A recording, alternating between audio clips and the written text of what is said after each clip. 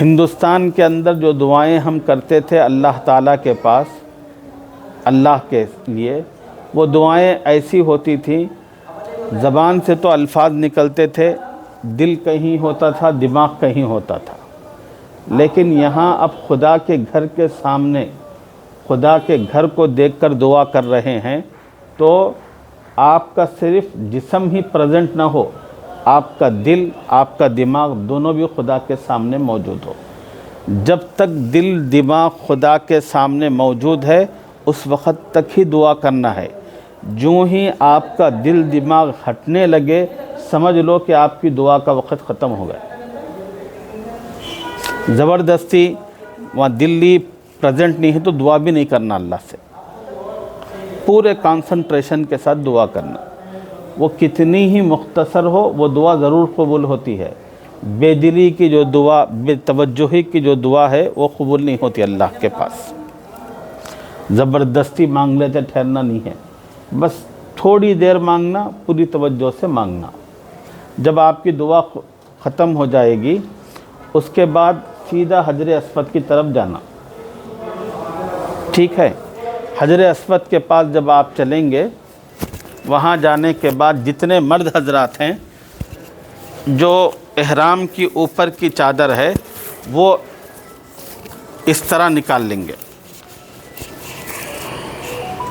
اپنا سیدھا ہاتھ اس میں سے اس طرح نکالیں گے، نکال کر بغل کے نیچے سے چادر کا ایک حصہ سیدھے کندھے سے نکال کر بائیں کندھے پر ڈالیں گے،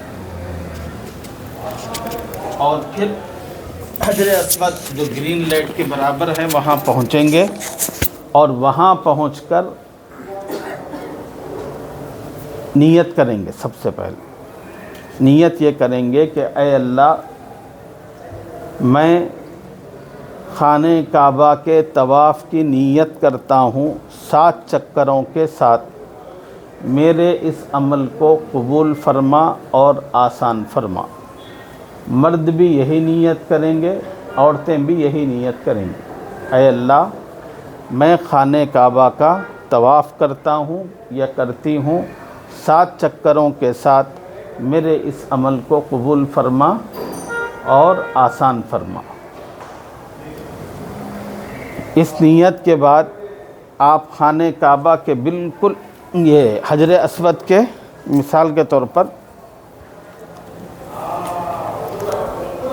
خانہ کعبہ جو ہے بالکل اسکور میں ہے، تو یہ جو ہے ایک پیر کی طرف اشارہ کر کے بولو، یہ یوں سمجھیے کہ حجر اسود ہے، بالکل اس کے سیدھا کھڑے ہو کر پہلا کام یہ کرنا، بسم اللہ اللہ اکبر بول کے دونوں ہاتھ کانوں تک اٹھا کر چھوڑ دینا۔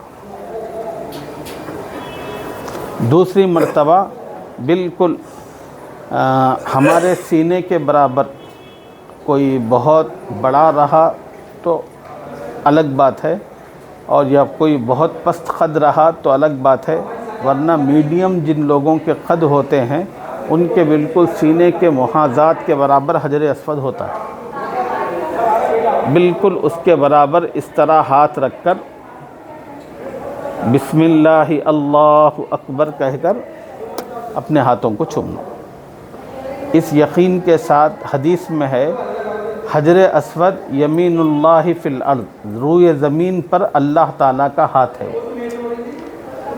حجر اسود کو بوسہ دینا ایسا ہی ہے خدا کے ہاتھ کو چومنا۔ آپ اس تصور، یقین اور عقیدے کے ساتھ کہ میں اللہ کے ہاتھ کو بوسہ دے رہا ہوں، تو بسم اللہ اللہ اکبر کہہ کر اس کو چومیں، اس کا استلام کریں۔ پھر یہ بوسہ ہوتے ہی اب آپ لوگ ایسا پلٹ جانا، پلٹ کر یہ جو سیدھا ہاتھ کپڑے سے ہٹا ہوا ہے یہ اس طرف ہو، اور ڈھکا ہوا کپڑے سے خانہ کعبہ کی طرف ہو۔ اب آپ طواف شروع کر دینا۔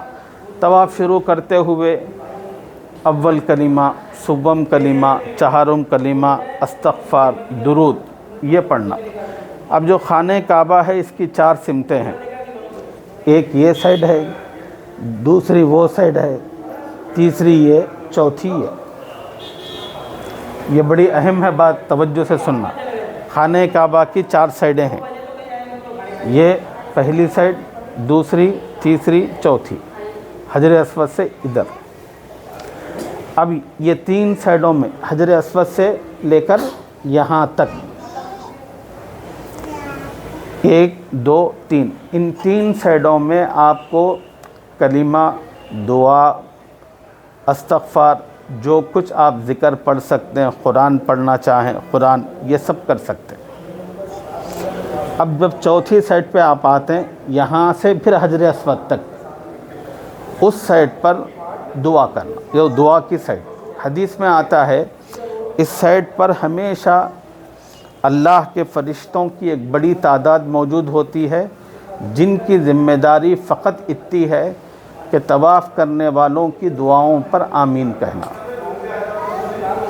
اب یہاں پر عربی دعا کی ضرورت نہیں، اگر کسی کو عربی یاد ہے تو بہت اچھی بات، یاد نہیں ہے تو پھر اردو میں دعائیں کر سکتے ہیں۔ اے اللہ میری مغفرت فرما، میرے ماں باپ کی مغفرت فرما، میرے بچوں کی مغفرت فرما۔ آپ لوگوں کی جو جو بھی دعائیں ہیں ان دعاؤں کو یہ چوتھی سائڈ پہ کرنا، اور بس چوں ہی چوتھی سائڈ شروع ہو وہاں سے کرنا حجر اسود تک آنے تک۔ جو ہی حجر اسود پر آئے تو پھر اس کے بعد آپ پلٹ کر بسم اللہ اللہ اکبر کہہ کر پھر استلام کرنا، پھر دوسرا چکر شروع کرنا۔ حجر اسود سے شروع ہو کر پھر حجر اسود پر جب آتے ہیں تو ایک چکر ختم ہوتا، جب حجر اسود پر آتے ہیں تو استلام کر کے پھر چکر شروع کرنا، ٹھیک ہے؟ تو آپ حضرات کو اس طرح 7 چکر مکمل کرنا ہے۔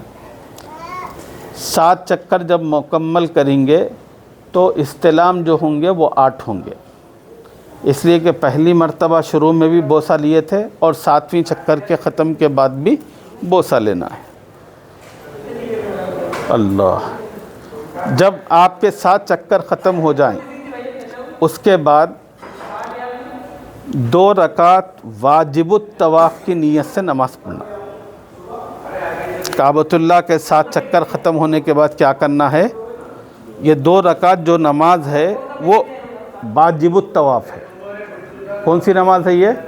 واجب الطواف۔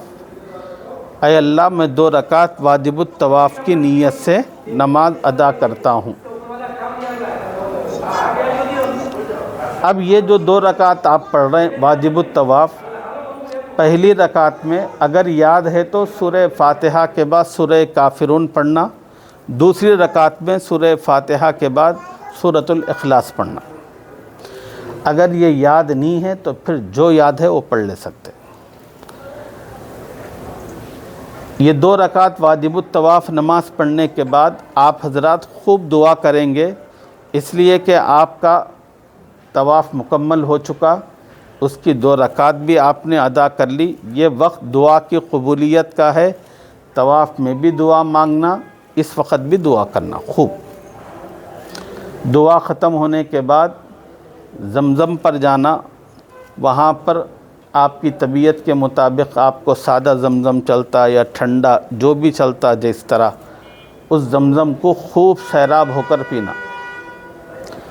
تھوڑا سا پانی جو ہے ہاتھ میں لے کر اپنے سر پر، ذرا اپنے سینے پر، یہ سب آپ لوگ کرنا، اور پھر اس پانی سے پینے کے مرحلے سے فارغ ہونے کے بعد پھر آپ سعی کی طرف جانا، صفا مروہ کے پاس۔ صفا مروہ کے پاس جب آپ جائیں گے تو وہاں جانے کے بعد پھر نیت کرنا کہ اے اللہ میں صفا مروہ کی سعی کی نیت کرتا ہوں یا کرتی ہوں، 7 چکروں کے ساتھ میرے اس عمل کو قبول فرما اور آسان فرما۔ پھر آپ اس کے بعد صفا سے نکل کر مروہ کی طرف جانا، جاتے ہوئے اول کلمہ، سوم کلمہ، چہارم کلمہ، سبحان اللہ، الحمدللہ، بس ذکر کرتے ہوئے، دعائیں کرتے ہوئے صفا سے مروہ تک جانا۔ صفا مروہ کے درمیان جو ہے میلین اخضرین ہے. میلین اخضرین بولے تو وہاں پر گرین لائٹوں کا ایک نشان ہے لمبا. جو ہی وہ نشان کے پاس جب آپ لوگ آتے تو مرد حضرات تھوڑا سا تیز چلیں گے. مرد حضرات تھوڑا سا تیز چلیں گے. عورتیں نارمل انداز میں چلیں گی. عورتوں کے لیے تیز چلنا نہیں ہے, صرف مردوں کے لیے ہے. وہ گرین لائٹوں کے پاس جاتے ہوئے بھی اور واپس آتے ہوئے بھی. البتہ صحیح کرتے ہوئے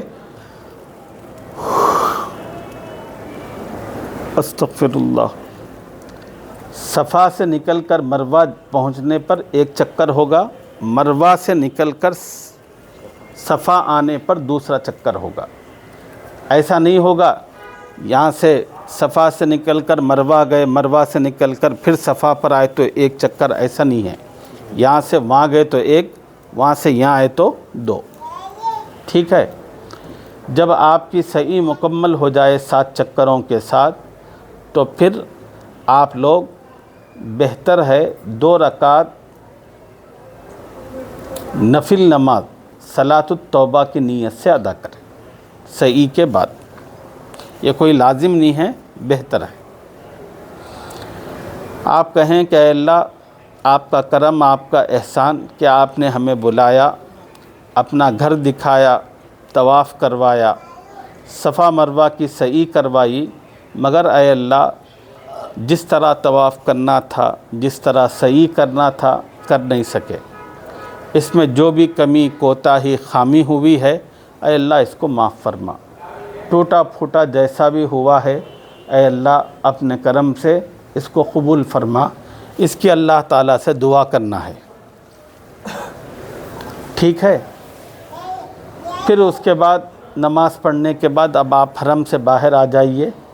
آ کر مرد حضرات اپنی اپنی ہوٹل کے پاس سالون وغیرہ ہے,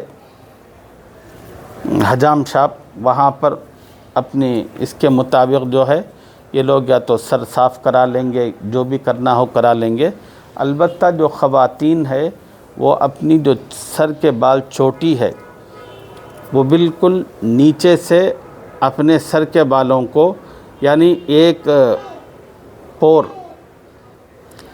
انگلی میں اگر بالوں کو لپٹیں گے تو کتنے ہوتے ہیں, ایک پور, اتنے نیچے سے کاٹیں گے. پورے بالوں کو اکٹھا کر کے ایک پور کے برابر. اب ایک عورت دوسرے عورت کے بال کاٹ سکتی ہے احتیاط کے ساتھ. اگر آپ یہ کر لیے تو الحمدللہ عمرہ مکمل ہو جائے گا. پھر آپ لوگ نہا کر کپڑے پہن لیں گے. اب اس کے بعد پھر اگر آپ اور عمرہ کرنا چاہے تو عمرہ بھی کر سکتے ہیں, طواف کرنا چاہے تو طواف بھی کر سکتے ہیں, جو کچھ کرنا چاہے تو آپ کر سکتے ہیں. اگر اور عمرے کرنا رہے تو دوسری جگہ آپ کہاں جا کر نیت کرنا ہے وہ بھی انشاءاللہ میں اگلے مرحلے میں آپ لوگوں کو بتاؤں گا. اب فی الوقت تو اتنی ہی بات ہے, اس کو ذہن میں رکھیں. اب عمرے کا طریقہ سمجھ میں آ گیا آپ لوگوں کو.